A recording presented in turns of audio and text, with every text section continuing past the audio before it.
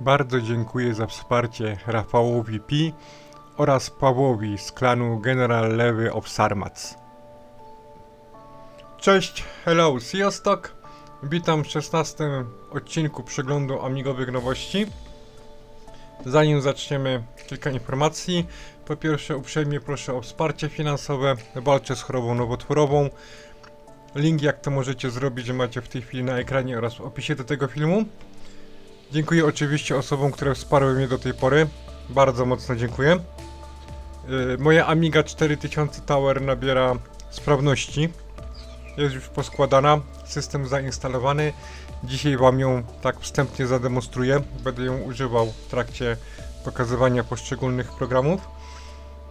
Ale będę również wykorzystywał moje pozostałe Amigi, czyli w tym przypadku Amigę 4000 Desktop. Zaczynamy.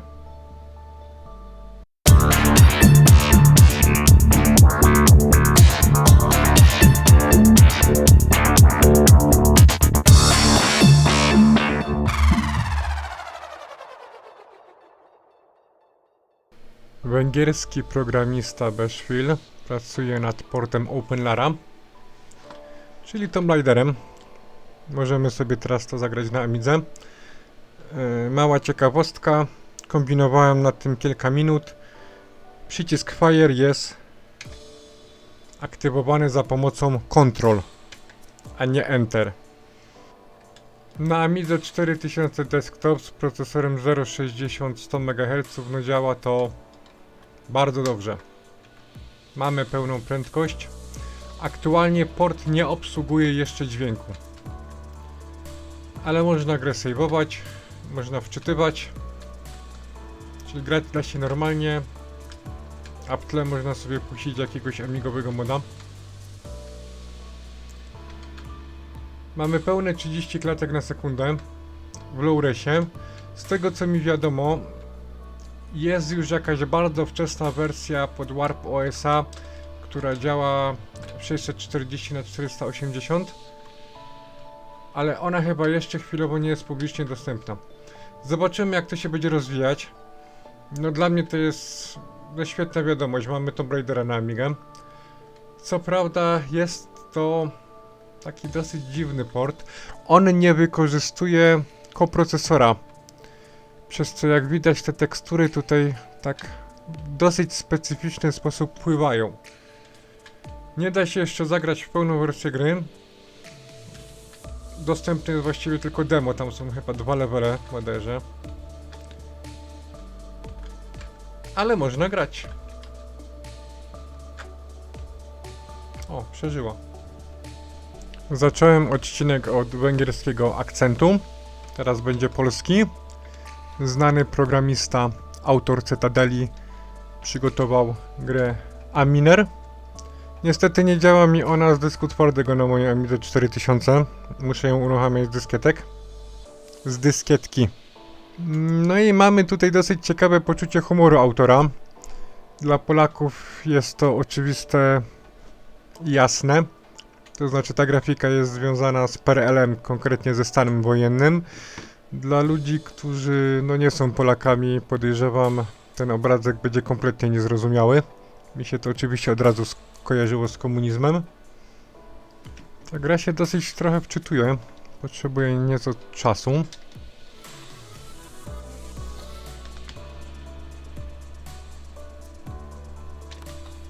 Ja w tą grę już dosyć trochę pograłem i powiem, że wyszło to.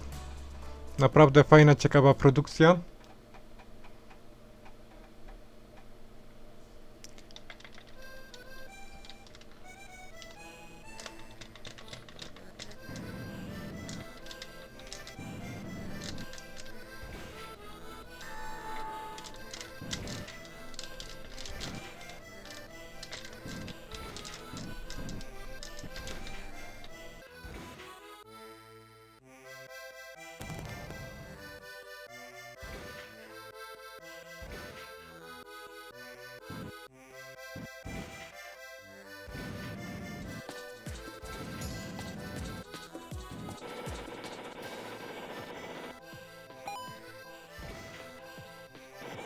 Gra jest naprawdę urocza. i na pewno nieraz wrócę do tej produkcji. Ken jest świetnym programistą, pokazał tutaj swój kunszt. Grafika również jest fajna, z taką cukierkową muzyką, więc oczywiście zachęcam wszystkich do zapoznania się z tą produkcją. Kolejną nowością jest edytor, właściwie taki multi-edytor.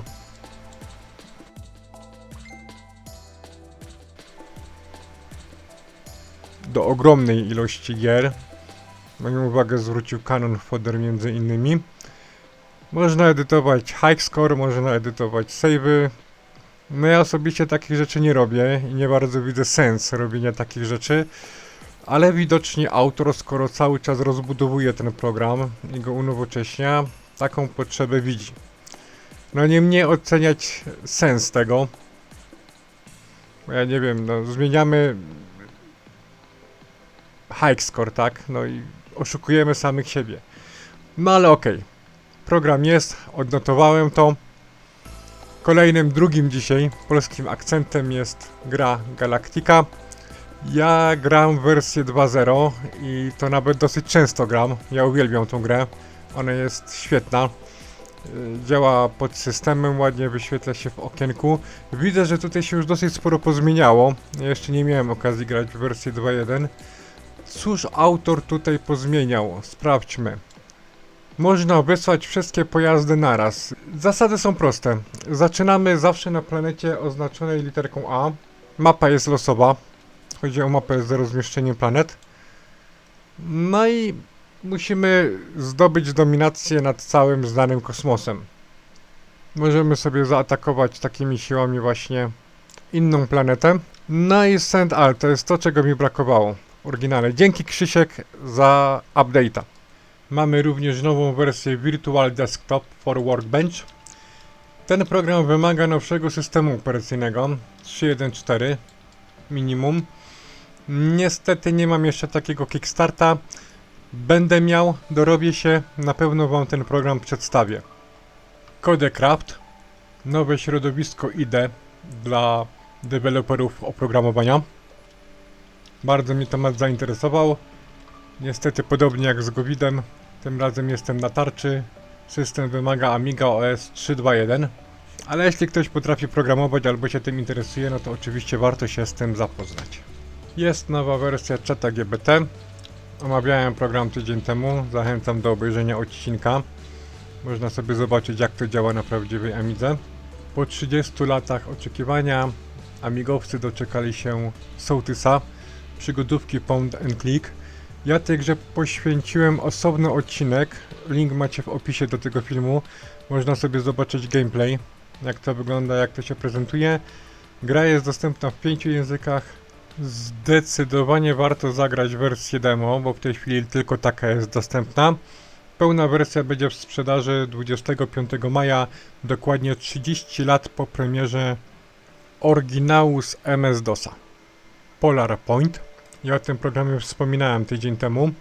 Nie udało mi się go uruchomić ze względu na to, że moja Amiga 4000 Desktop z kartą graficzną Picasso 4 nie jest w stanie wyświetlić obrazów odpowiednio wysokiej rozdzielczości. W tej chwili operuję na Amidze 4000 Tower z mediatorem oraz kartą graficzną Voodoo 3 i mam wymaganą rozdzielczość. Testowałem wersję na Warp OS-a. Niestety na moim Ragnaroku G3 program się uruchamia, ale po chwili się wiesza. Na szczęście udało mi się uruchomić wersję pod 68K. Tak prezentuje się ten program. Na karcie BFG 68060 100 MHz działa on bardzo wolno. Zresztą wam to zademonstruję.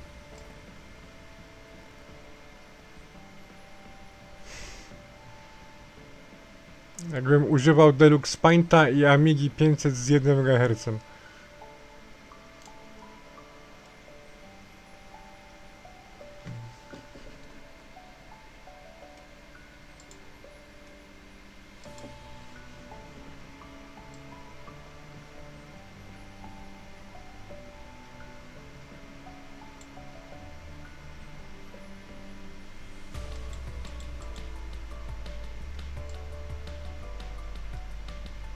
No nie da się tego używać.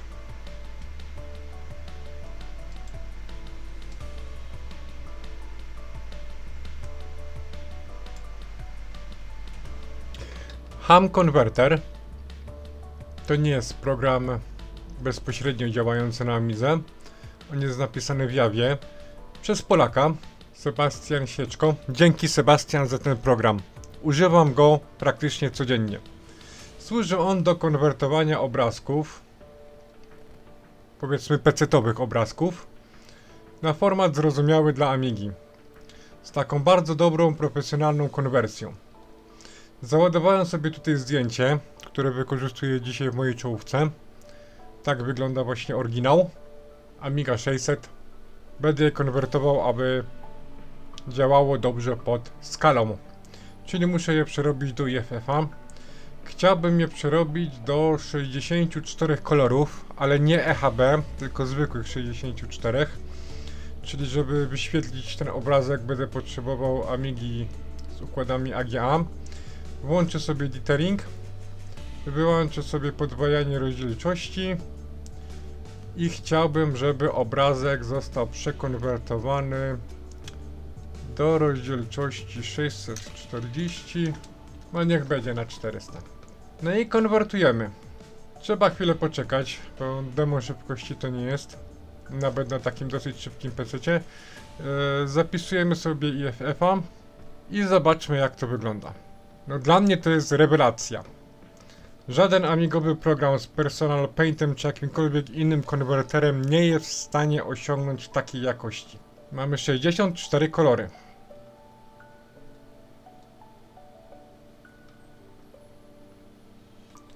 Polecam ten program każdemu.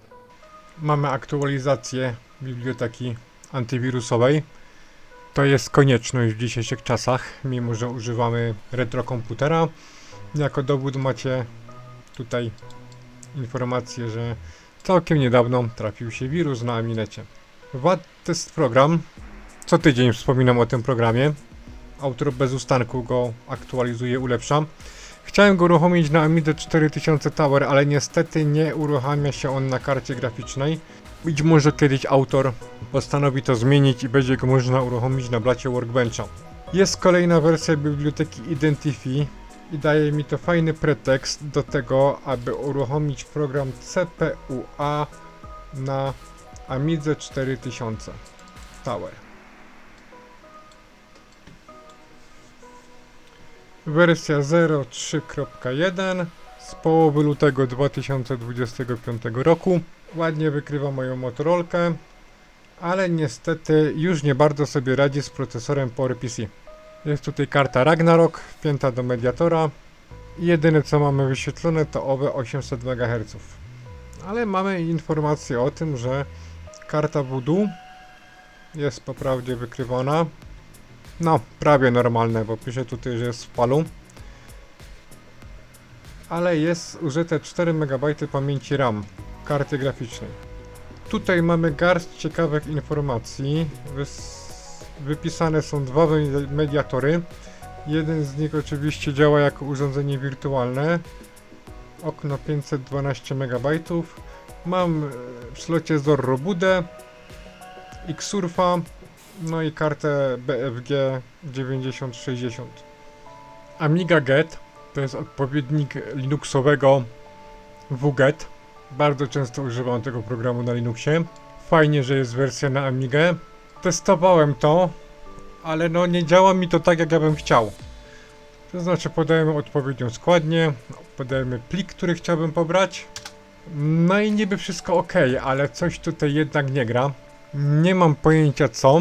Chciałbym używać tego programu. Skontaktuję się z autorem. Być może ja coś robię źle. Ja się nie znam. Autor mi coś doradzi. Zobaczymy. Trzeci polski akcent dzisiaj. Firma 7-bit zapowiedziała nowego rysia. Ryś Blue Link.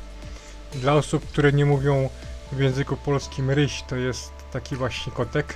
Firma jest znana z produkcji różnego rodzaju akcesorii oraz kart rozszerzających możliwości. Nasz ulubiony komputer. Tym razem Speedy przygotował adapter dla joypadów Xbox One PS4, PS3 oraz Joy-Con. Na razie jest to tylko zapowiedź, nie ma jeszcze fizycznie tych produktów dostępnych. Czekamy, trzymamy kciuki. Dzięki Speedy.